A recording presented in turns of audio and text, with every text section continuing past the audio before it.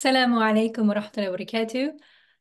Today we've got Nadia with us, and Nadia hails from the UK and she's moved to my hometown, Cape Town. And it's so wonderful to have you. Assalamu alaikum. Wa alaikum assalam wa rahmatullah. Thank you for having me. I feel very privileged to take this spot with you. We're privileged to have you, Nadia. So could you introduce yourself to our community? Yes, absolutely. So I'm Nadia. I do now indeed reside in Cape Town, Alhamdulillah, South Africa, and I've been here for 2 years with my husband and two children. I am a gosh, it's hard to remember what I was before being a mummy, but I was/am a freelance producer presenter. And I'm hopefully going to be getting back into that now the kids are a bit older. And I'm on my second marriage and hopefully last one, inshallah. Um, and yeah, enjoying life here in Cape Town, alhamdulillah. Lovely. So Nadia, let's go back to your first marriage. If you could tell us how long ago that was and the process that you went through that led you to that decision to marry that person. Yeah. Oh, wow. How long ago that was. Well, I'm turning 38 and I was 23 when I met him. And the process was very traditional. So basically, a friend that we know um, just called me and said, I know this guy. And so I'm ethnically Palestinian. And he was also the same. And she just called me, said, I know this guy. He's a doctor. He's because obviously that's what matters in life. And he's Palestinian and looking for a wife, and he's similar age. Well, I think he was 8 years older than me, which is very normal in Arab culture. It's like you don't bat an eyelid at that age gap at all. And yeah, he's looking for a wife, and I thought of you. And I was like, okay, Bismillah, here's my dad's number.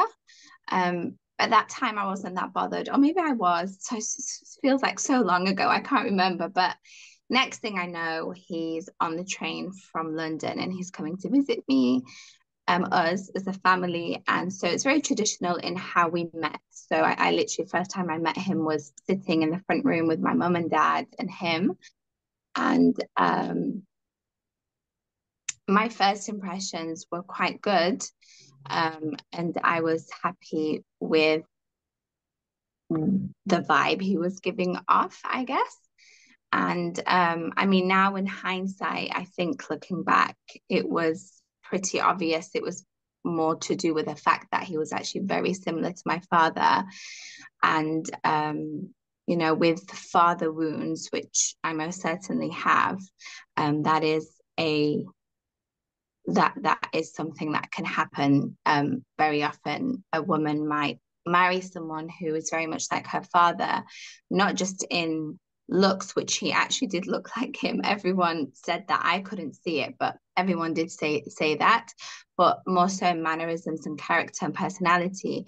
And the reason we choose to do, or not choose, subconsciously choose to do that is so that we can actually finally have this figure be pleased with us and happy with us because we feel like our father isn't. And I feel like that's one of the main reasons why I subconsciously went for him. And also, I kind of wanted to leave my family home um, a lot. Like, I wanted to start my own life. I didn't want to kind of be in the environment of the home that was happening at the time, and I just really wanted to leave. So I feel like the combination of all those things just made him, or the prospect of him and marrying him, alluring. And the first, I think we only met in person, I'm going to go with 2 or 3 times, and then we spoke quite a few times on the phone in between. And though there were alarm bells, I feel during those initial times of getting to know each other, I quickly shushed them because I'm so comfortable, um, wrongly comfortable with being with a male figure that makes me feel unheard, uncomfortable, to a degree unsafe.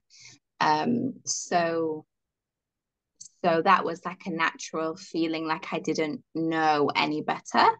So though I did get alarm bells, that's not the right word, not alarm bells. What do you call it? Red flags. Um, I kind of shushed them and would see the beautiful qualities I would force myself to in a way, which my father has plenty of. And I would kind of just home in on them. And yeah, and then very soon after we did the nikah, and then maybe like 5 months after we did the walima, then that's when we moved in. Gosh, it's a bit of a blur, but it was something along those lines. Mm-hmm. So I've got a question. Did you do background checks on him? Like get news about his reputation, what he's like for anyone in the Yeah, community? yeah, we did. So he was the only one there out of his whole family in England, and the rest were in Jordan. And so we asked our Jordanian family members to go to his village in Jordan and ask of him and his father and his family. And the response we got was brilliant, like a very nice family. They did mention, and actually, that our cousin who did that for us responded with, I just really need you to know, Nadia, that though there was a lot of um, very positive feedback about him and his family, they do live in an area, and that's very different to the like the socio-economic area in which they live is very different to what you're used to. So like monetary wise, they're not of that kind of same level. And I don't know if you will, struggle with that, but I just needed to tell you the truth. But in terms of their character and all of this, then a lot of everything came back very well. To which I thought that's fine. Like I really don't care as long as they're good people and are kind. And he's a doctor, so hopefully, this next generation of their family are gonna kind of come out of that. Then we're good. Mm-hmm. So how long was it when you started to realize that no, something is off here? Oh. Consciously, probably after a year. So it's quite important to note that because from the beginning, it was very obvious that we don't actually match. And one of the reasons is because of the different village city mentality that we had. So I still hold a very high opinion of him. I really think highly of him. I think very highly of his family. I think they're all wonderful. And that hasn't changed. Although I have no idea of him and his family since the day we divorced. But so it's not him or me, it's not any of that. It's just we really had different ideas of what a lifestyle looks like and what you do in your normal day, in your everyday, like your routine.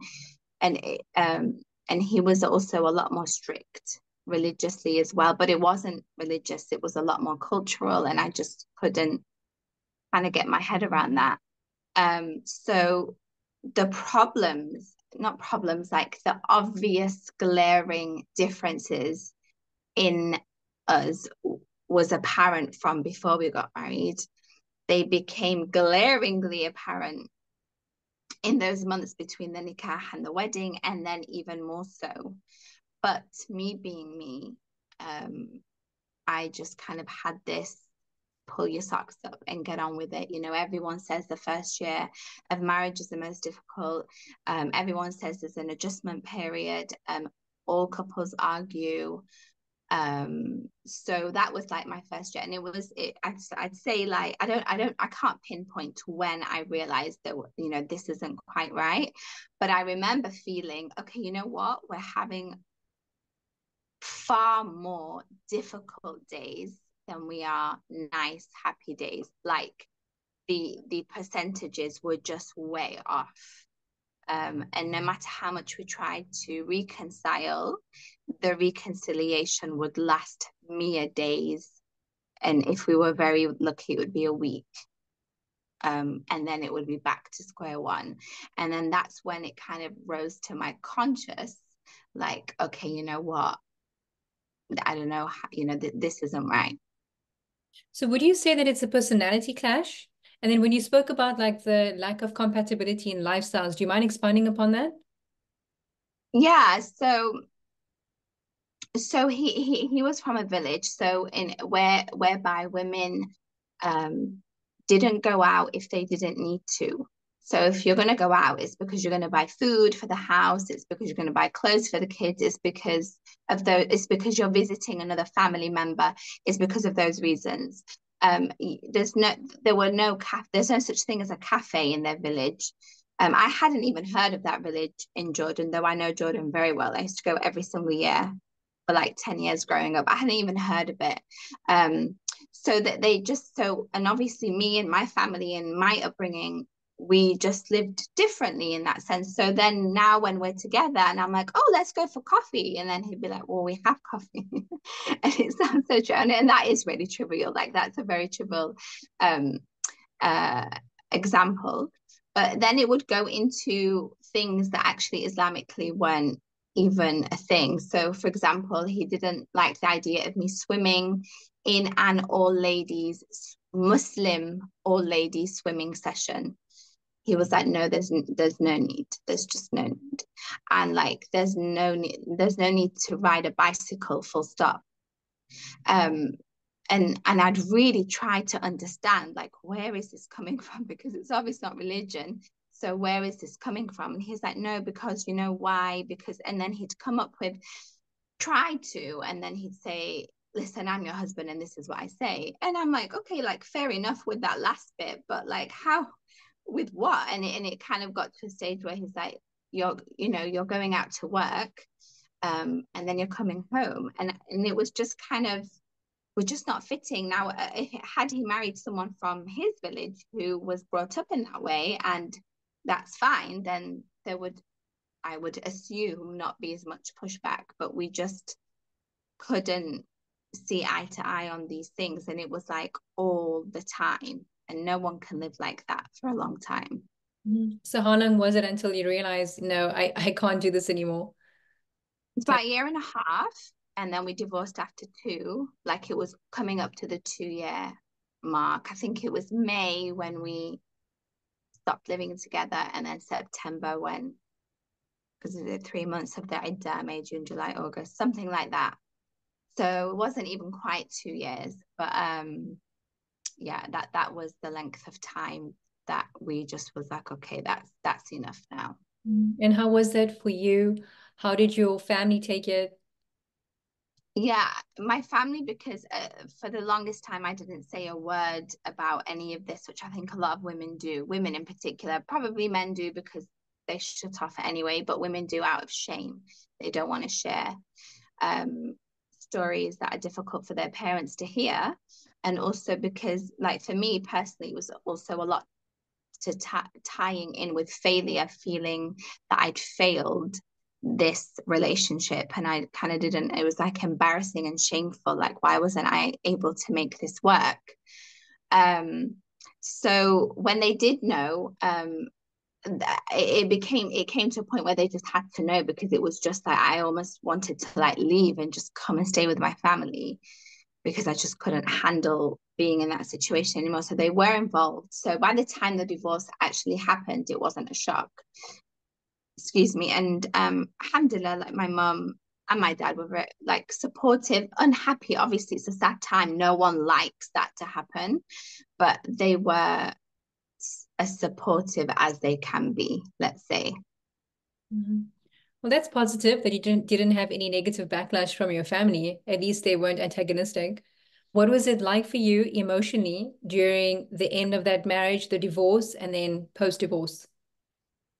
Yeah, I mean, alhamdulillah, alhamdulillah, alhamdulillah, Allah's given me a personality, character trait that I'm so grateful for. And it's just the ability to quickly get over things. Um, so I would say I had a month of mourning, sadness, whatever you want to call it, like a full month, which to me is quite a lot. Um, and then after that, I just had to pull my socks up and get on with it. And also, what was really helpful, what was really helpful for me in the divorce period, the Idda period, was his reaction to me within that period.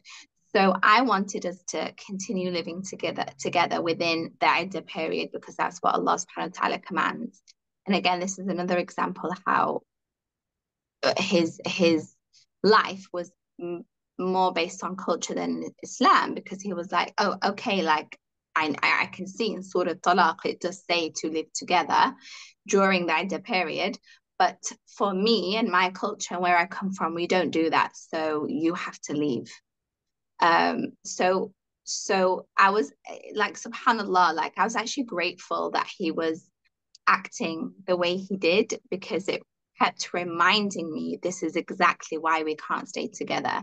And whenever I would feel sad during that period and say, you know, I'd feel emotional, I'd feel sad, especially where I think this is really important, by the way, for women to take note. If you don't know about your period cycles, it's very, very important to note this. As we have like 4 seasons within our monthly period cycle.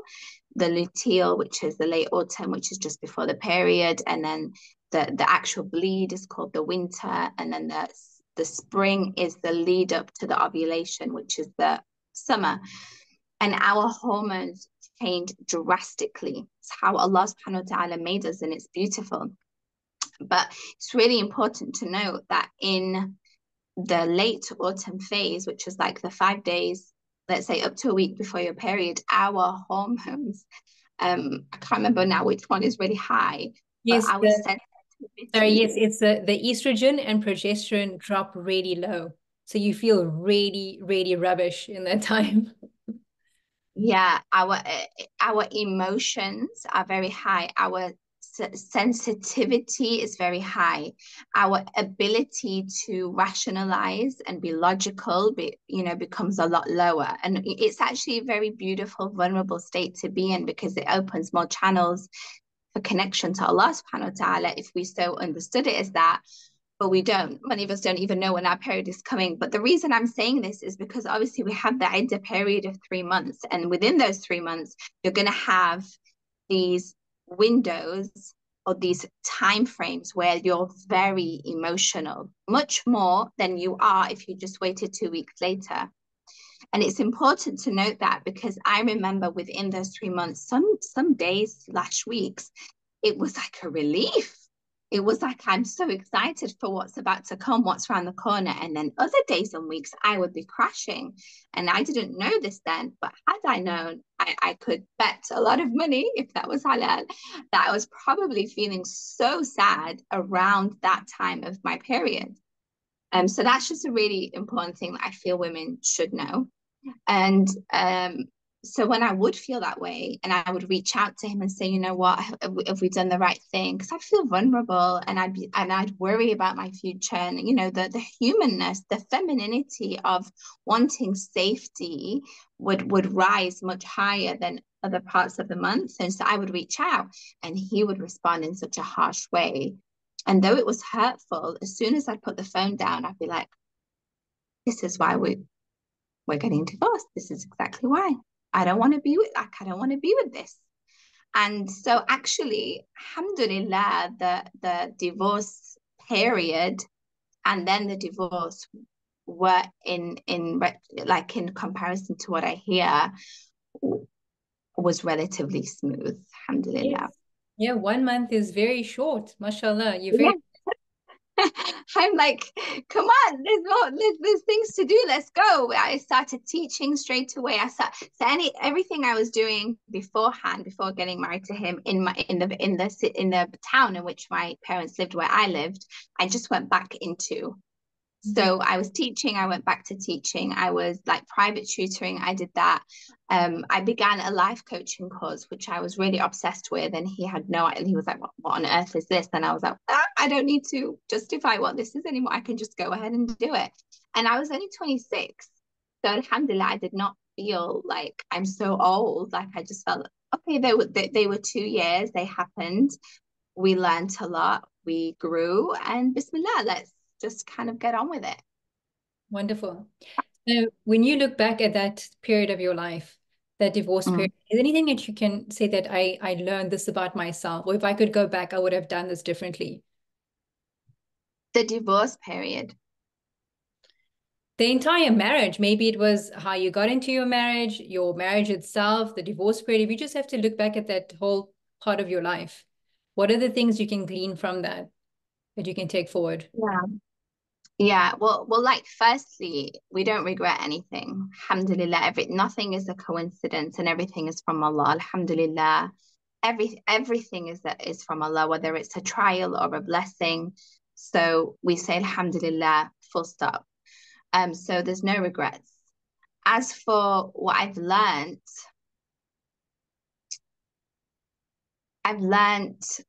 that it would have been helpful had I had the insights of knowing that I was really bruised from my relationship from my father. And had I known that that relationship was going to actually taint my decision making in my husband, then I would want to delve into that before I made any decisions. So I think, I think had I had that insight, I would have liked to have had therapy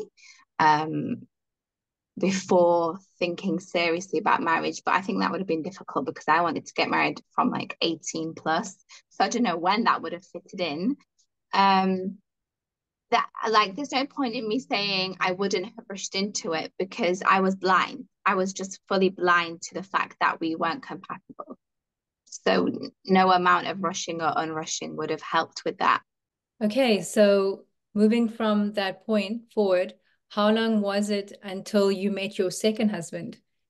And Mm. and also, given your experience from the first, how did you approach this in any way that was different?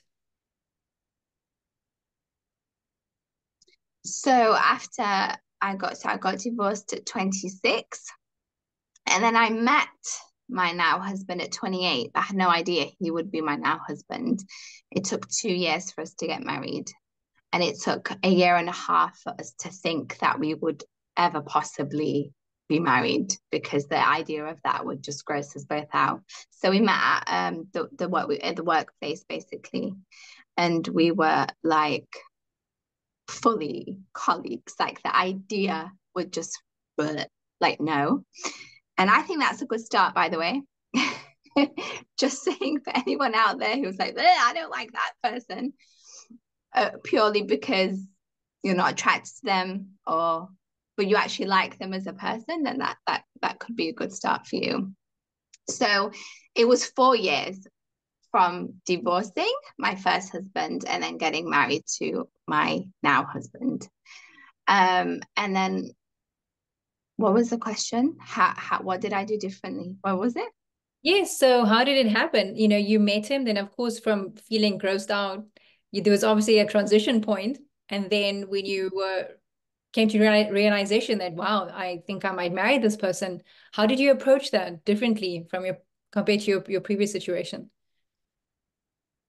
It just wasn't as calculated as how did I approach it. It was just more, again, based on feelings. But also, I suppose it was a bit calculated too. So my now husband, alhamdulillah, is wonderful. And he is the complete opposite in almost every way possible of my first one, which, by the way, I also think is probably a trauma response too. because there were some beautiful elements in my first husband and my father, and it's like I literally like there's very little crossover in character and personality. So maybe like that happened in that way for that reason, because I was just traumatized and I want something completely different. So they say that when you fall in love, in quotation marks, you do so not because of the person that you're with, it's because of how that person makes you feel about yourself when you're with them. And it took me a while to really think about that, but it to me makes sense. So when I was with and around my now husband, leading up to the part where we changed from ew to colleagues to, oh, you're quite a nice person actually, to, oh, he's a really nice person, to, oh, we could get married. That kind of that took 2 years. And I realized that when I was around him, like now I look back, I felt completely myself, completely happy and safe to be myself. There was no having to change anything about me. Like, this is who I am. I can be snappy, I can be angry, but I can also be super sweet. I can be very flirtatious. Not that's not the right word. The lua, How about just like feminine and girlish, maybe? feminine and girlish, you know, the Arab feminine and girlish ways. Like I can be all of those things, and he would not react, like he'd be happy with all of them. So he made me feel safe, and he made me feel, and the other thing that I noticed was the first sentence, the first day I ever met him, ever, I remember it very well, and so does he. And we were in the office, and everyone was talking about him. Everyone was like, "Oh, he'll be here in 2 weeks. He'll be here in 2 weeks." Well, his name is Bilal. Bilal will arrive soon. When he comes, then we'll do all the work we need to do, because he's the one that knows everything. And they just kept talking about him. And then I finally saw him, and I was like, "Oh." Like, and he knows the story. And I was just random Arab girl in the office, like I really was nothing. And and then on that very first day, so he said, "So what about you? What's your story?" So I think I must have, I don't know what I said, but one of the things I said was, "Oh, and I'm divorced." And then his response was, "Oh, mashallah." But with no, like not in a sarcastic putting someone down way at all. Just like, oh, okay. And I'd never had that response in my whole life, like in my whole life. In the 2 years I was divorced, like I'd never had that. And I was like, and but that's because that is really where he's at. Like and what? Like who cares? And so he had that about him. I meet you for who you are right now in this moment in time. And the more I got to know him, the more I was myself around him, the more I realized that he was really reliable, that he was kind, that he's very soft. He's got a very, very soft heart. He's got a very gentle, kind, soft heart. And my God, did I need that? My God, did I need someone to just accept me? Because certainly my father never did growing up. And then obviously my husband never did, because I didn't fit in that mold. And then to be with someone that who was accepting me, even though we were just friends, colleagues, whatever, became like very needed in my life. And I think really the transaction towards towards marrying him or thinking seriously about that, and him me, just became very organic, just like we were in each other's lives a lot because we worked together. We were the only two that worked within the same city, that lived in the same city we were working in. Everyone else was traveling back to their city. So it'd be just him and I. So we'd often get a Nando's and we'd talk about this. And he'd tell me about other women he was interested in. I'd tell him about other men, and I'd want him to vet them out for me. So we had this whole kind of friendship, brother sister type relationship, which might sound a bit iwi. Actually, that's such a beautiful basis, like this idea of of I see you entirely. And I saw his flaws. He saw all of mine because I mean, there's no holding back with me, whether I'm in the office or the street. Like if I'm angry, I'm angry. If I'm happy, you'll know. So I think that was the way in with him. It wasn't like, I want to do this differently to my old marriage. That conversation didn't come up. It was just a lot more of a gentle kind of progression. I love the story because I can see how being with someone like your current husband must have really enabled you to really flourish and grow. Because when someone allows you to be who you are with no restrictions, no limitations, and appreciating you for the gifts that you bring, you can only lead to growth and flourishing, right? Absolutely, absolutely. Alhamdulillah. I see that more now than ever. Alhamdulillah. We've been married, it'll be 8 years at the end of this year, inshallah. And like off the bat, it's not been that easy, regardless of how kind and wonderful he is and how kind and wonderful I am. But we are very different personalities, like extremely different. Um, but this time it's not in the way of lifestyle because actually alhamdulillah that's very same. We have the same goals as in long-term big values and goals for where we want to be, like our religion, how we want to bring up the kids, where we want to live. Like we traveled a couple of years ago for a year, we sold everything. So we align on many the big life aspects, I guess. But in terms of our personalities, he and I would totally agree that he's a lot more sensitive than I am. So I can hurt him um, completely unintentionally, but he would really take it personally. And I'd be like, but why? And I've had to really learn about that. And he also would I would get offended because he wouldn't respect my time. Like come on, we're going out at this time, and then an hour later he might start waking up and moving, and I'm like, no, that's not gonna work.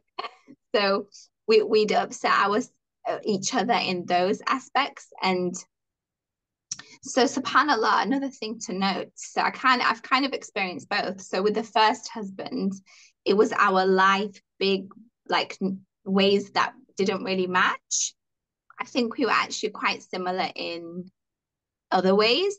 And then whereas with this husband, inshallah, the forever husband, our big life matters matched, but our daily kind of routine ways of dealing with things and each other don't. And so actually both of them can become very difficult to deal with. So, because sometimes I would look into that and think, I wonder if only this or if only that, but actually they're both quite difficult to deal with. So I don't know Yeah. why we dealing with this better. Yeah, so apart from the getting married part, there's the staying married part. And everybody who I speak to who's been married, they all say that all marriages have tremendous challenges. It's two nafs, nafsani that are trying to live in the same space. There are going to be clashes. So do you have any input and advice, or just in your own personal experience, maybe not for everybody else, that what is it that makes it work? Like, how do you navigate those things? Some people choose to go for counseling, et cetera, et cetera. Unfortunately, many people don't.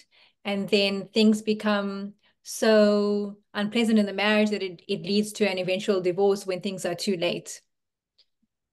Yeah, gosh, I mean, what a journey is marriage, man. SubhanAllah, it's just I mean, it's half the deen. And that's like a big thing, like somebody put it to me a few years ago, and he said, like, if you think one half of our deen is praying all our prayers on time, the 5 pillars is fasting, is the shahada, but meaning it with your heart in your everyday. It's the alms giving, and what have I missed? And it's Hajj. And these 5 things to do beautifully are very hard for the average Muslim. And then now we're saying that the other half is marriage. Like they're big, big things. And Allah subhanahu wa ta'ala tells us that He will trial us in our marriage. And gosh, I mean, you can read all the books and do all the research, and subhanAllah, it's still hard. And um, yeah, you're right when you're saying the two nafses and they're against each other and the ego and all this kind of stuff. What makes it work? Gosh, I hope someone can tell me.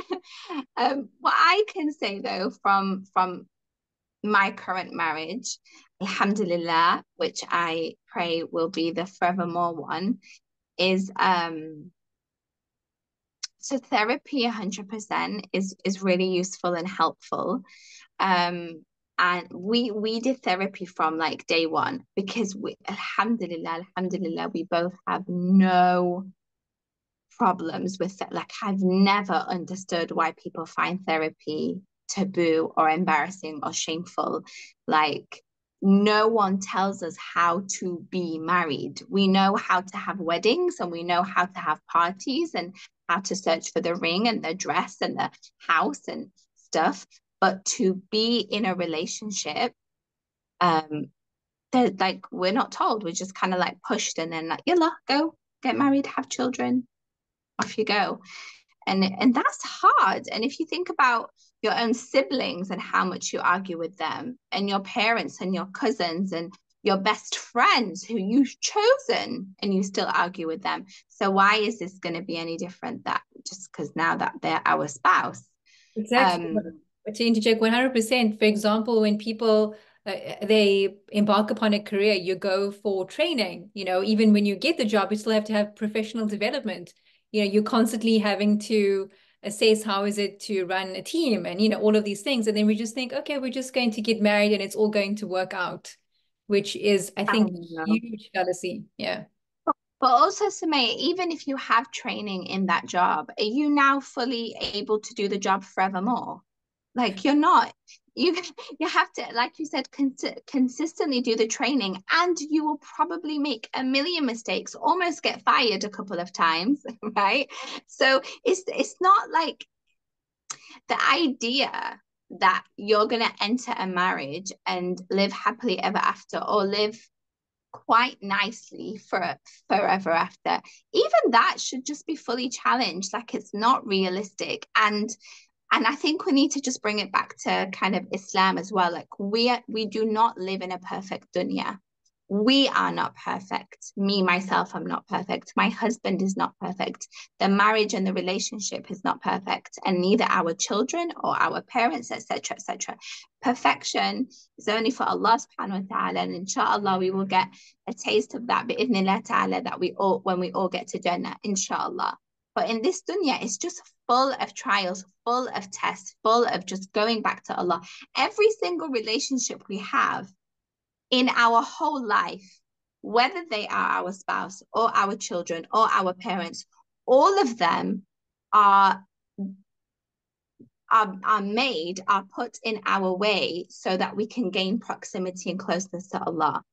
Like that's the whole reason for all relationships. So we need to really take this romanticized version of, well, he didn't get me flowers, or she's not watching my favorite film with me, so she doesn't love me, or whatever it is, that we've got to just throw that out the window to an extent. Like, obviously, these things do matter, but that's not, like, I think we need to just kind of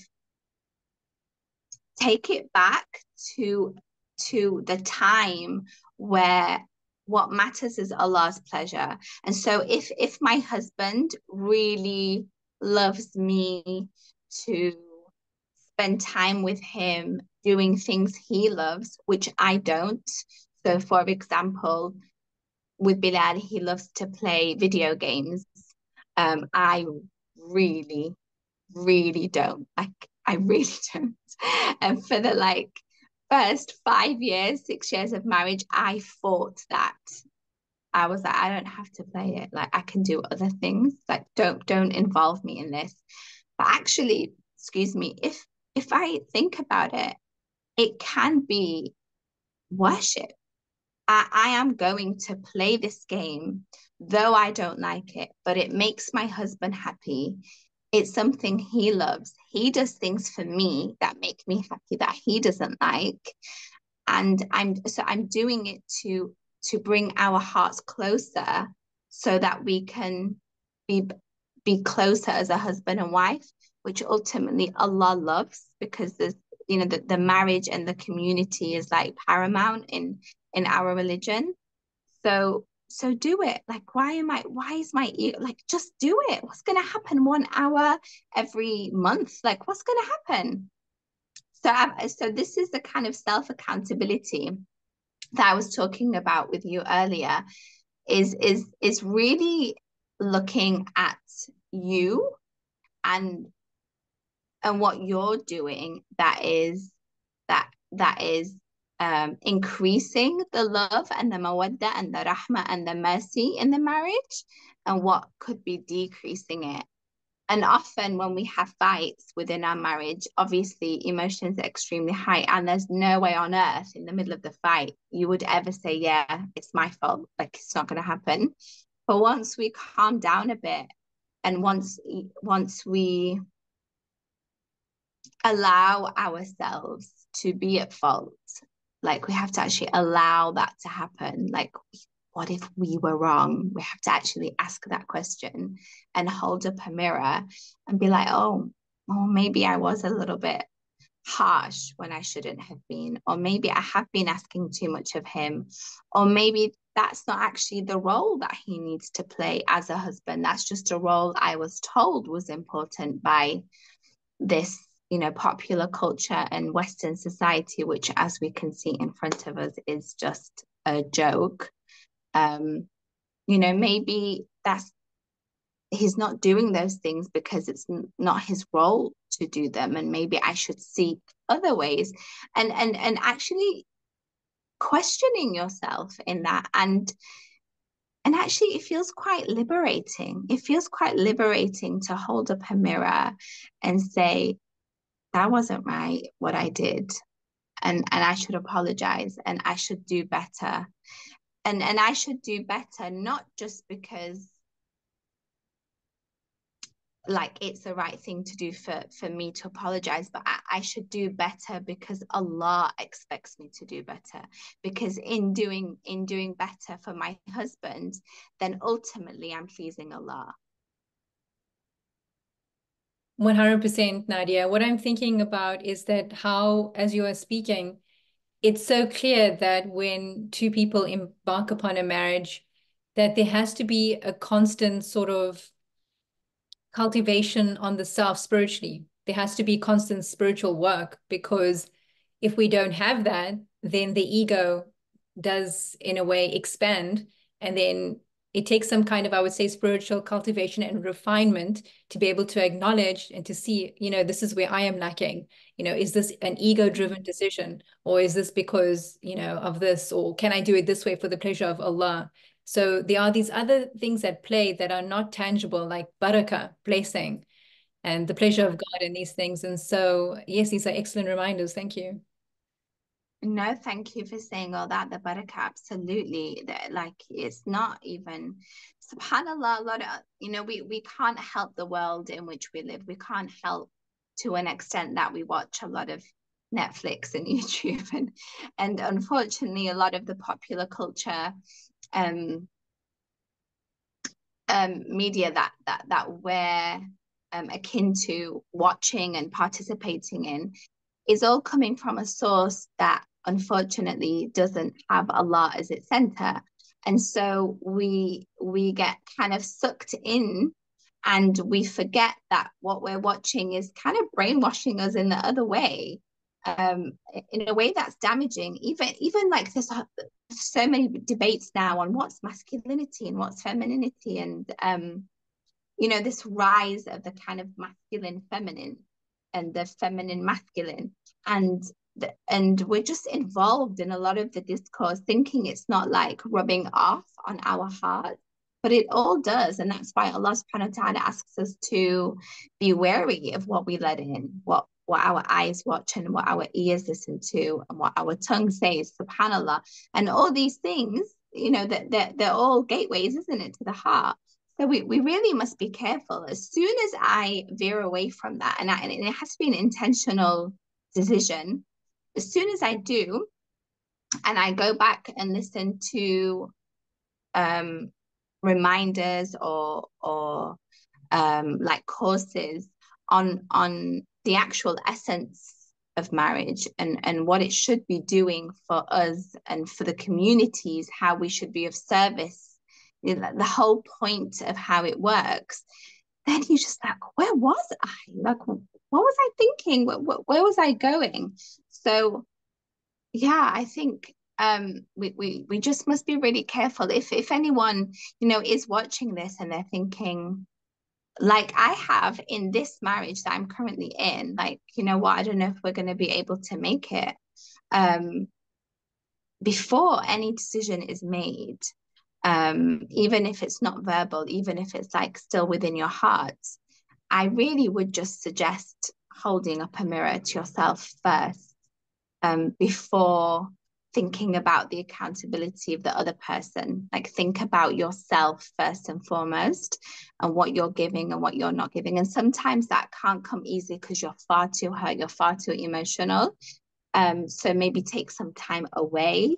I don't know what that might look like for you and how that will work, but take time away so that your like hormone levels kind of balance back out again, and you're able to actually think a little bit more rationally. You're not just in that emotive mind.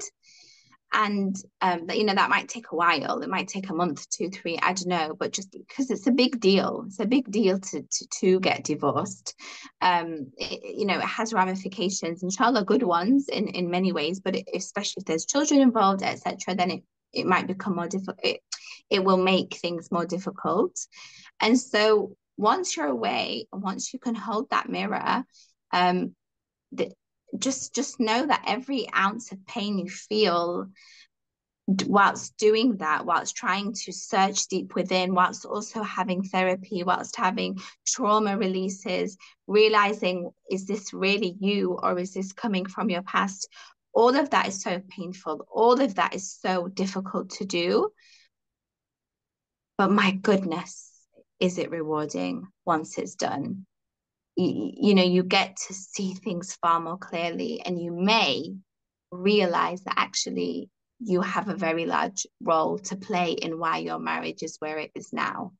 And inshallah, then you can stay your way back in and inshallah paint the rest of your marriage to be the beautiful a union that it should be, inshallah. Obviously, disclaimer, like, this is just for marriages where there are like personality clashes or in-laws or something. I'm not obviously talking about abuse here. Like, if it's something quite uh unquestionable, then that's a clear cut kind of thing. So I'm just talking about the usual things that creep up, difficulties that creep up within marriages. I think it's so important that you mention the value of accountability, because as you mentioned, we just live in a culture where we're constantly blaming other people, and people just throw around these words like, oh, he's such a jerk, such a narcissist. And it's a very egocentric culture that we live in. So thank you for that very important reminder. Nadia, in closing, do you have any words of advice for our community? We know the idea of hurt people hurt people.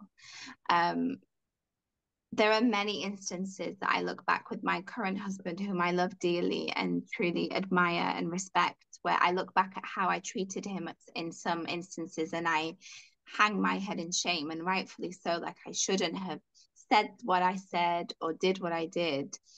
But it all came from a place of fear. It all came from a place darker than what I have now. It all came from whatever trauma that I was, subjected to. And trauma, by the way, doesn't have to be like, we're in a war and there's nowhere to eat, or it can be a lot more subtle than that. And we should look into that, and we shouldn't dismiss how big it is. So I'm just so glad that my current husband didn't give up on me, and I didn't give up on him as well in his moments of darkness too, because we could we could both see the light and the love that we actually both have within us. And that the only reason we're acting out so wildly in that moment is just because of a lot of the times a fear. So I think just it's not as simple as be patient with each other. It's more about realizing that inshallah the person you're married to bi'idhnillah is a good human being and does love you. If you know that's the case, that they are good, they do love you, there are just things that you just keep rubbing off on each other, inshallah they're also solvable if you both look into who you are yourselves. And dua really does work.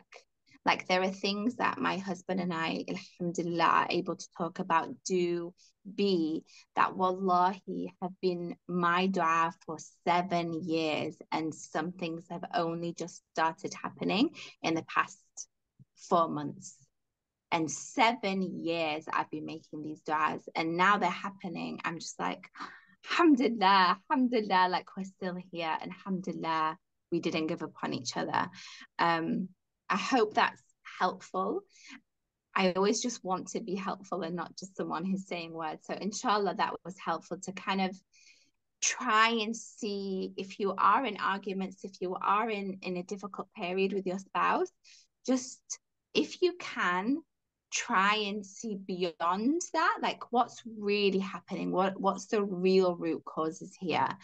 And if you can change things, just do them, especially if they're not, big major things in the grand scheme of life. Like your peace and serenity and kindness and love and beauty that you will have for each other are just far greater and far higher than I won that fight. Well, no, he won that fight. We need to just think a bit higher, inshallah.